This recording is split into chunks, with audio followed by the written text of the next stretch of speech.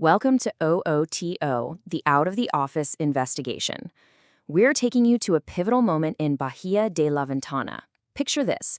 The year is 2026, and the whole region, all the way from the historic Ensenada de Muertos down to Los Barriles, has gone through a fundamental change.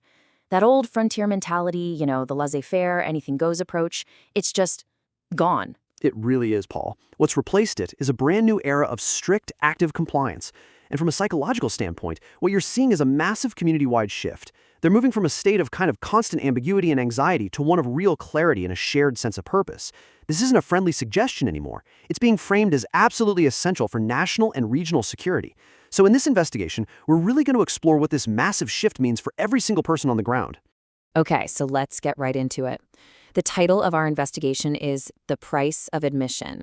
And that's because, that's exactly what legal compliance has become. It's the absolute bare minimum to operate, to live, really, to be a part of this community. It is the new baseline for trust. We're going to examine this new reality on the ground. And this quote, wow, it really just sets the tone, doesn't it? It says, "The era of the Wild West in Baja California Sur has ended. Welcome to the future of compliance." I mean, that is such a definitive statement, Paul. It's meant to signal a crystal clear break from the past. It's like drawing a line in the sand that says, hey, the old way of doing things, not acceptable anymore. This is so crucial for building a whole new social contract.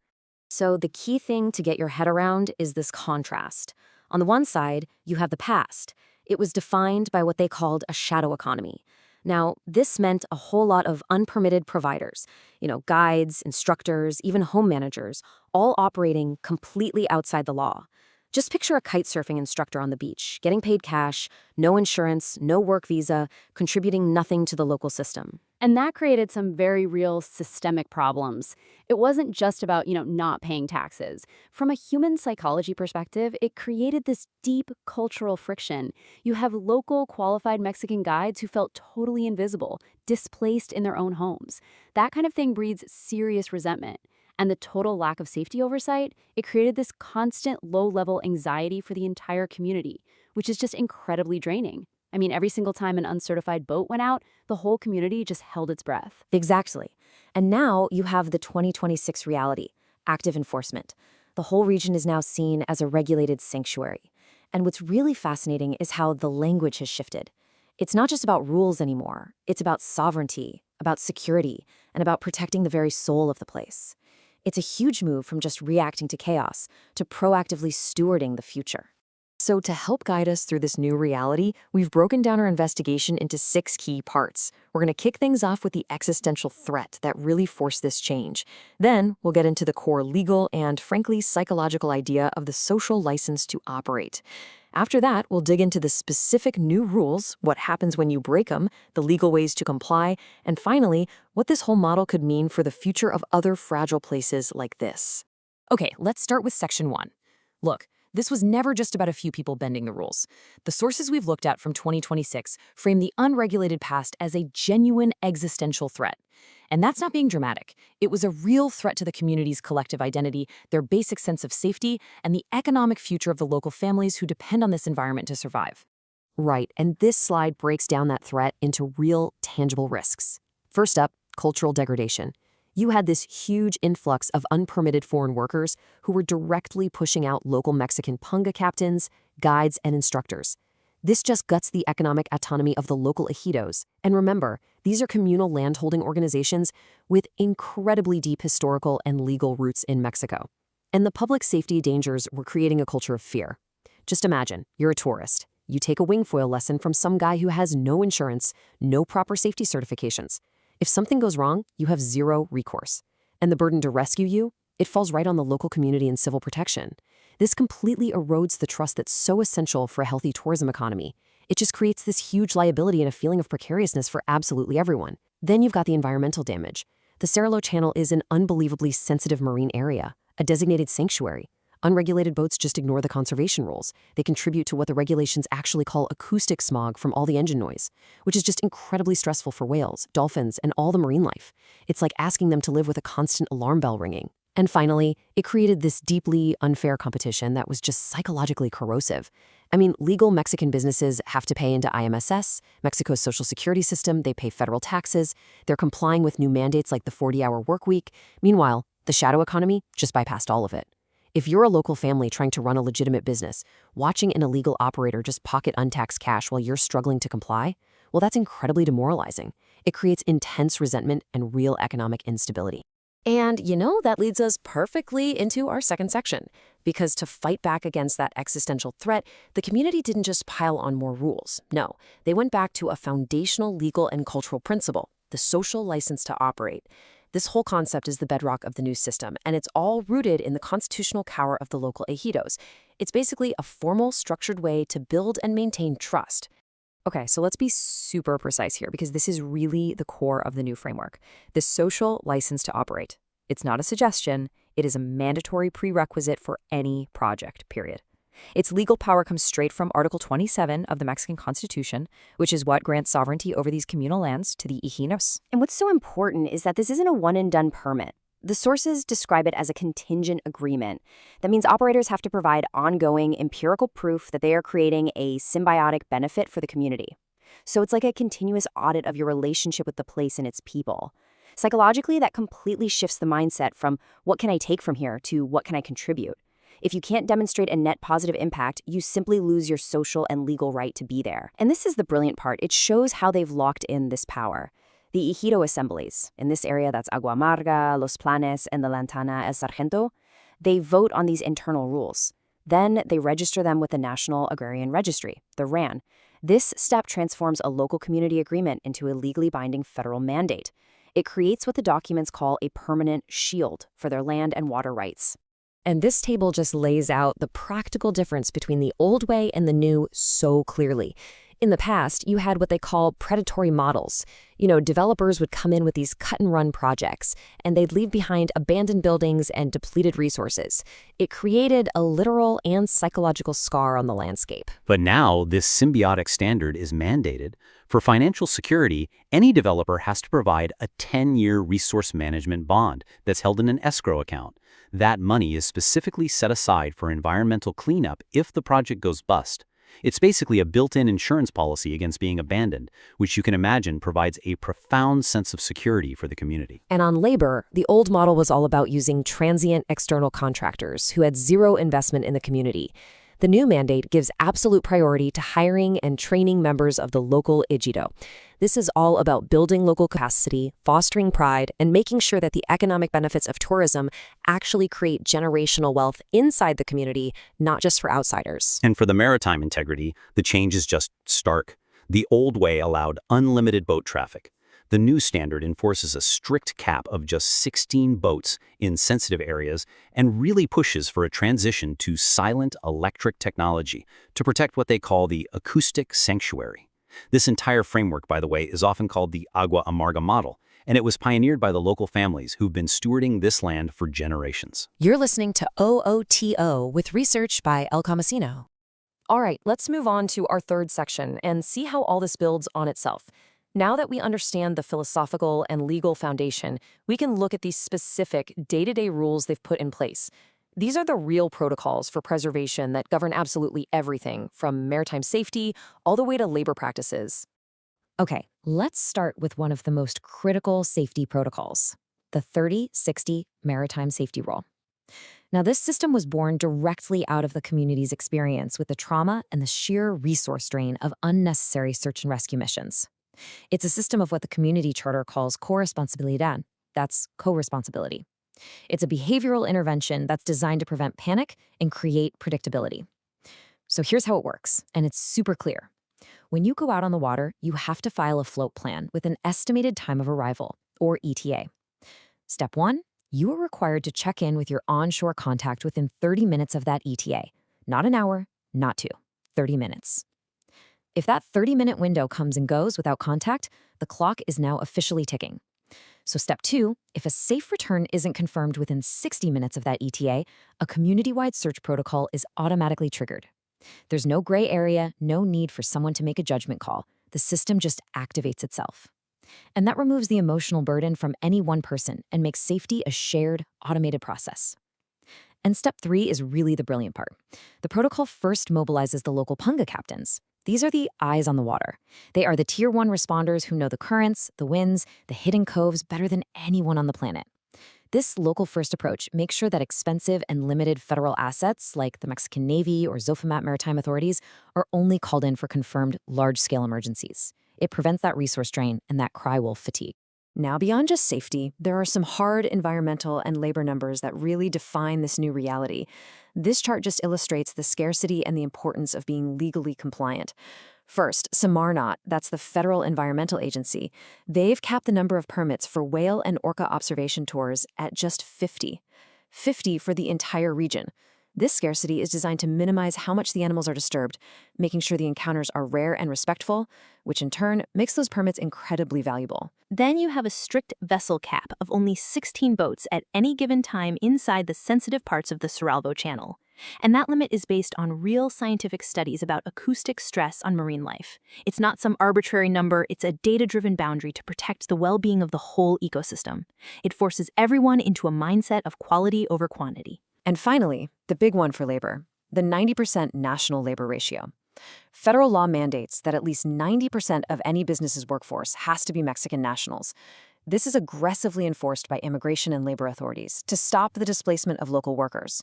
So that idea of a foreign-run school with, say, 4 foreign instructors and only 1 Mexican employee, that's an immediate and very serious violation that can get a business shut down fast. And there are other crucial mandates that just reinforce this whole new culture of accountability. Mandatory GPS tracking is now required for every single vessel in the Cerebral Channel, and it links directly to the port captain, the Capitania de Puerto, for real-time monitoring. This creates a really powerful psychological deterrent against just wandering into restricted zones. There's also this citizen science initiative, and this isn't just more bureaucracy. Operators are required to submit daily departure logs and passenger manifests as part of the Agua Amarga Stewardship Charter. It's a reciprocal act. The idea is you get to earn a living from this amazing ecosystem, so you have to give back data to help protect it. This really fosters a sense of being a contributor, not just a consumer. The transition to a 40-hour workweek is also mandatory now, and businesses have to use electronic time logs. Paper records, they're now seen as a marker of non-compliance during an audit.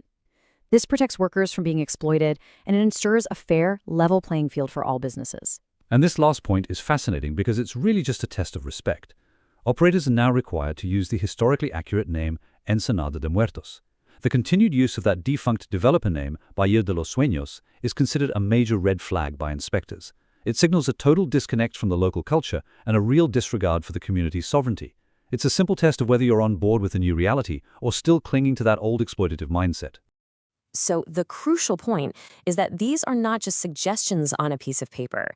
And that brings us to our 4th section, the zero-tolerance reality. We've seen the rules. Now let's investigate what actually happens when they are broken. The system of enforcement is just as structured as the rules themselves, and it's designed to be predictable and fair, but firm. And this is the question every single operator, resident, and visitor needs to be asking. Because in the 2026 framework, ignorance is no longer an excuse. From a behavioral psychology perspective, the consequences are designed to be clear, swift, and proportional, which, as we know, is the most effective way to shape behavior and maintain the integrity of the entire system. The community has rolled out a tiered disciplinary system. It's a lot like you see in sports. A minor infraction, like forgetting to close out your float plan after you're already back safely, gets you a yellow card. That comes with a formal warning and a mandatory donation to the Community Safety Fund. It's a gentle but firm corrective action. A repeat offense, or something a bit more serious like launching your kites from an unauthorized area, that gets you an orange card, and that means a 7-day suspension of your rights to launch from any of the community-managed beaches.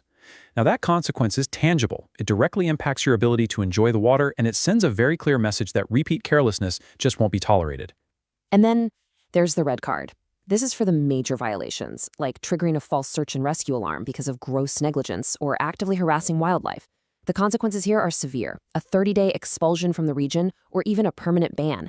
And this is not a hypothetical. The documents cite the emergency on February 21st, 2026, where some sailors triggered a massive false alarm as the precedent that justifies this zero-tolerance policy. The people involved were suspended from launching, which shows the system has very real teeth. And for professional operators, inspectors have a very clear checklist of red flag markers that will trigger an immediate deep audit. We've already mentioned using the name Bahía de los Sueños. That's an instant signal of misalignment. Right. Employing any foreign staff without an explicit permiso para trabajar, a formal work permit, that's a huge violation. This stuff is now cross-referenced between immigration and maritime authorities. And of course, exceeding that 90-10 national labor ratio is another massive red flag that shows a business is not invested in local labor sovereignty. Even simple administrative failures are now signals.